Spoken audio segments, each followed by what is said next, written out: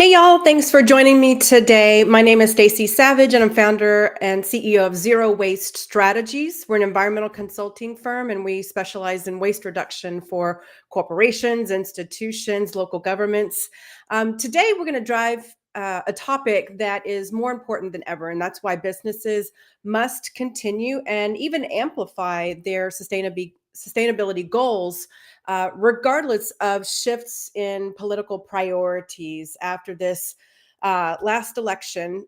We need to talk about some political priorities of this new incoming administration, and then also what companies can do to maintain their priorities for sustainability and even push them further year after year. So, recent developments under the new administration may suggest relaxed environmental policies are coming down the pike.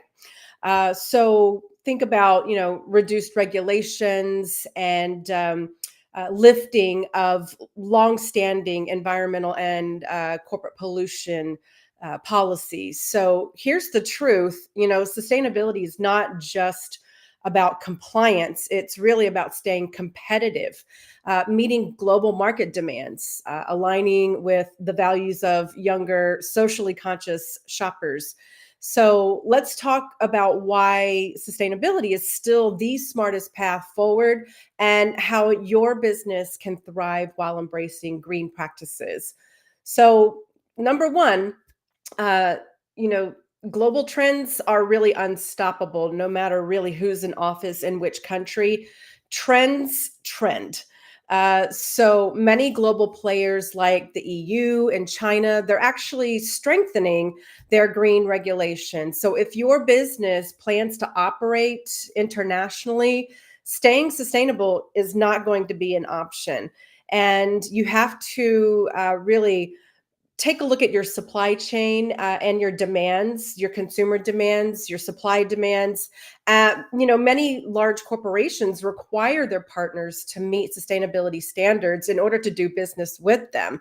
So it doesn't really make sense to relax standards in the US whenever you have to keep them high in other countries. Why not just mirror those policies and go with the higher standards of the two? So that's one suggestion. And another suggestion is really to look at younger consumers. They're demanding this. So millennials, Gen Z, even Gen Xers, we prioritize environmental responsibility in our purchasing decisions. So ignoring these consumers could mean losing significant market share. And studies show that younger shoppers are willing to pay more for products and services from companies that they trust if they're doing the right thing. So, another strategy to consider is cost savings and innovation. So, sustainability can really drive your operational efficiency, help you save money through energy conservation, waste reduction, and materials reuse. But adopting these sustainable practices foster innovation, and this can differentiate your brand in a crowded marketplace. The last thing really to consider is to gauge your reputation and couch it around resilience. Companies with strong environmental commitments are more resilient to reputation risks and market fluctuations. And investors are increasingly favoring businesses that have strong ESG, which are environmental, social, and government or governance priorities over those who may not. And so, a strategy to move forward, that we've explored, why sustainability is critical. Let's just get practical with it. So I've got a couple of strategies to help you in your business to kind of stay the course or to even elevate your green goals. So one would be to make sure to set clear goals and metrics. You got to define your measurable sustainability goals. Now, whether that's reducing waste or cutting emissions or improving your energy efficiency, regularly regularly tracking and reporting your progress builds accountability and transparency. When you're doing your reporting, think about whose eyeballs are going to be on that reporting. So it could be investors, it could be your shareholders, it could be your current customers, but you also want to couch it in a way that's going to attract new buyers. So, and not only that, to empower your employees or people who may want to work for your company in the future. So it's not just about, where you're at currently, but who could be involved in your company, either as an employee, a future investor, or a future shopper, that you need to really promote this out to, and have messaging that really resonates with them, in order to have them, be part of your company's ecosystem.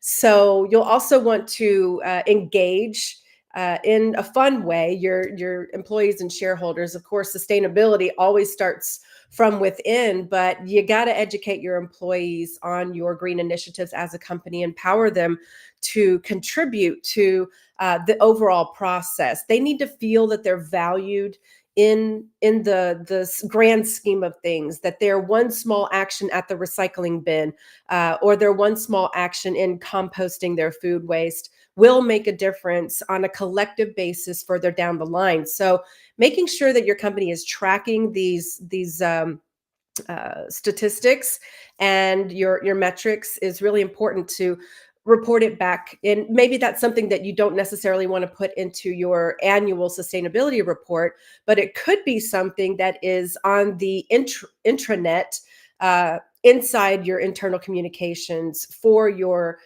employees. Maybe you have like a dashboard that shows the uptick in recycling or the uptick in composting, and maybe that equates to lowering your greenhouse gas emissions as a company, or maybe that can possibly be equated to how many jobs are being created in the local area because people are doing the right thing with their material discards, right? So tying it back to community, tying it back to corporate or company growth, it really helps that employee feel like they are part of the movement within your green culture.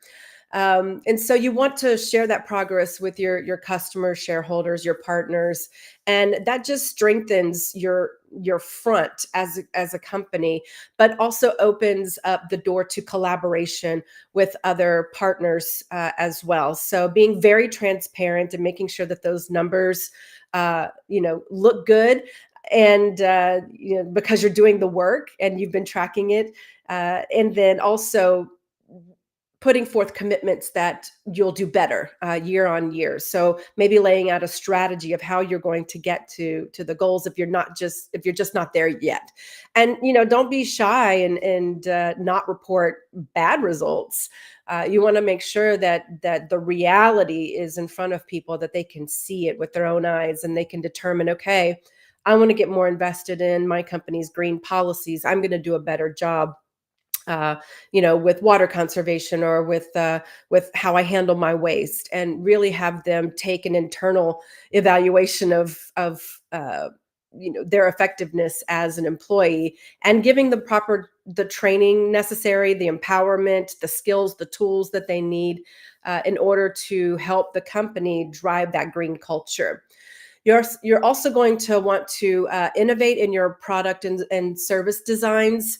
So definitely explore, eco-friendly packaging and materials, circular economy models that you can bring into your operations, and even zero waste packaging to meet your consumer demands and expectations. Look, you gotta involve yourself and look to other examples within your industry, with the other industry leaders that are your peers, uh, who are maybe reimagining their own efforts within their operations, and they are offering inspiration to those who are involved in their corporate ecosystem. So, um, another thing to think about is really leveraging green marketing. Green marketing, for me, in my experience as a 22-year uh, recycling advocate and 12-year business owner in the zero waste space, uh, leveraging green marketing is one of the most overlooked opportunities that businesses have that they don't take advantage of. So you definitely want to highlight your sustainability efforts in your marketing campaigns, connect with conscious consumers, share your authentic stories about your company's green journey. That's what people are going to get roped in by. What are the challenges that you've faced? Maybe how you've recognized them early on and you were able to course correct, or maybe you weren't able to recognize them early on and it affected you in a negative way, and then you were able to come together as a team and overcome them. So those are the stories that people really want to hear. And green marketing is a fantastic tool, especially if you use that in your recruitment for new employees, your recruitment for new shareholders, your recruitment for new investors, and putting it out there for potential future buyers as well who want to purchase your products because they like the green messaging and you can back it up with numbers. So, another thing to consider is collaborating for impact. And you want to look for partners that are like minded organizations, maybe nonprofits, local government entities, to really amplify your efforts. And a collective action, you know, not only reduces costs, but it really drives more sustainable results. So it kind of spreads the responsibility throughout, and then you have a collective impact. So, there's a lot to consider under this new Trump regime. There's a lot to consider whether you're going to allow your company's operations to kind of backslide into uh, you know not great policies, and making your operations just not what they used to be.